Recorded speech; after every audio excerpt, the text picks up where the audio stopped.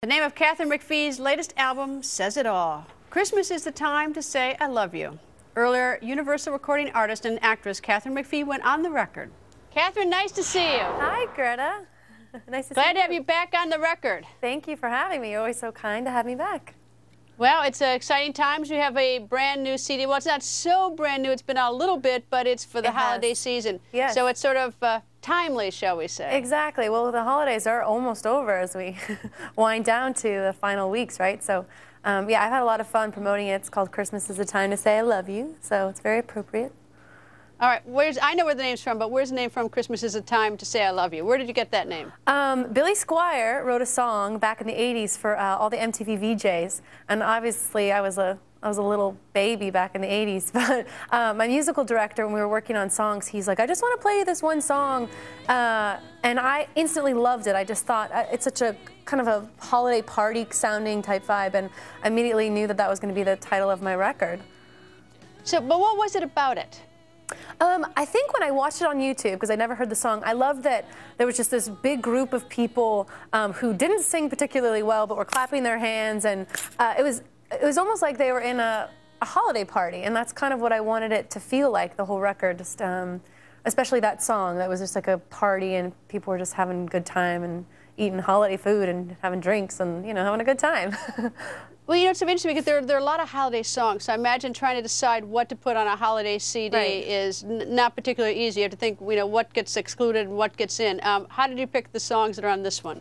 Well, I definitely wanted traditional songs. There's a lot of traditional songs like Oh Holy Night and Jingle Bells, and I didn't have a lot of time. My label gave me the go-ahead late in June, so I only had about 2 months to put it all together. So I quickly just got a pen and paper out and started jotting down songs of records, listening to records that I love, like Celine Dion's one of my favorite Christmas records, Mariah Carey, and then I would see if it worked with my voice. I mean, that's the most important thing, is if I could make it work with me, and then if they didn't work, I would just scratch them off and move on to the next thing. And then out of that came writing an original song, which I so did not expect, which is something you've been showing clips of from this evening, but I wrote that as well with my musical director, and that was really fun. I guess I got the inspiration for all the people who are not here during the holidays, like our troops overseas, and even just me, like, getting inspiration for all the last 2 years that I haven't really been home for the holidays with family, and that gave me inspiration for this song. So it was fun.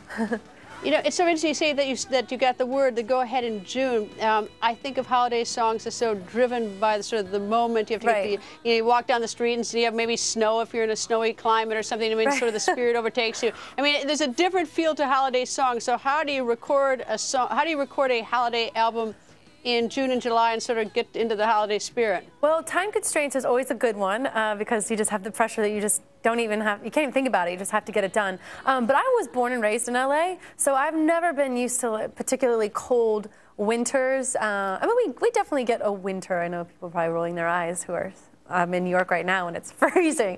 But I guess I just didn't even think about it. I just had to jump right into it. And, you know, you get yourself in the recording studio and it's nice and cold in there, put some Christmas lights up, and bada bing, bada boom, you got a little inspiration. Do you ever drive down the street and hear one of your songs on the radio? I have, yeah, and it's thrilling. It's fun, especially during this holiday time. All the programmers have switched over to holiday music, and it's been fun to be in my car and hear the Christmas songs playing. It's fun. Like, no matter how many times you hear it, it's always fun to hear on the radio. All right, well, that's not all you do. You got an exciting career in music, but there's so much more to. Let's talk about St. Jude's Hospital. What are you doing for them? Oh, I've been so honored to be a part of their I Give My Energy campaign that I did with them. I shot a little music video with a song from my other record, Unbroken, called Lifetime, and you can see it where we did like a little music video with the kids, some of the patients who are in St. Jude's, and it's basically to give back to the people who've given money. And I've started on my McPheeOutreach.org raising money with my fans. They've exceeded the goal, and I'm going to try, and I've set the goal even higher, and if it doesn't match, I'm gonna match it myself. But it's just an amazing hospital, amazing thing that they do there, and so basically what we did was to bring more awareness to what St. Jude's does. I mean, no patient receives a bill whatsoever there, and the facilities are magnificent. The staff is magnificent, and the most important thing is their success rate, their healing rate is just it's getting bigger and bigger every year, and so their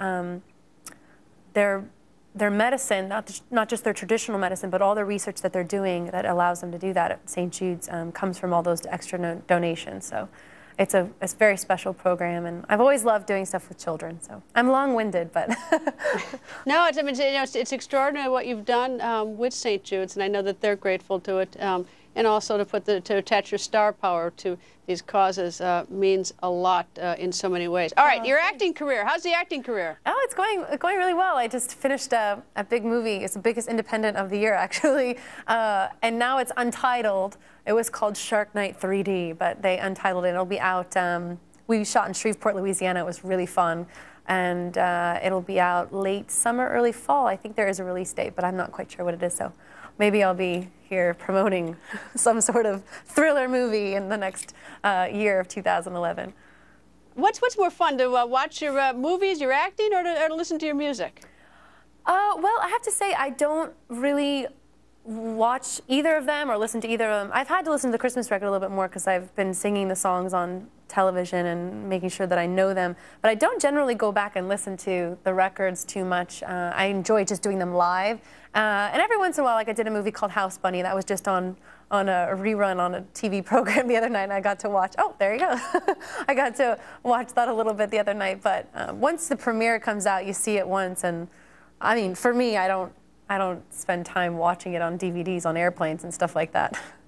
All right, so if you didn't have a career in singing or acting and you couldn't help in a hospital, alternative? What's your sort of like, oh, I wish I could? I would this is going to be weird. I would be an esthetician, because ever since I was like, I don't know, 11, 12, my mom always made me, like, it was when the whole sunscreen craze was going on, like you have to wear sunscreen every day, and I've always been, this is gross, this is not an exciting part of me, but I've always been into like extracting acne and that kind of thing, because I truly believe that it can clear people's skin. You don't have to live with acne.